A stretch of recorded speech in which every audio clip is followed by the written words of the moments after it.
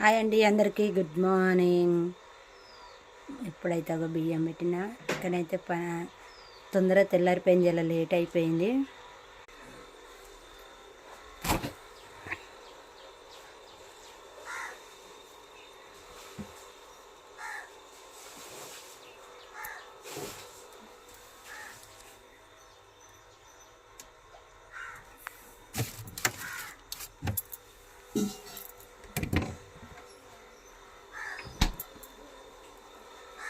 ఇదైతే మాది engagement photo.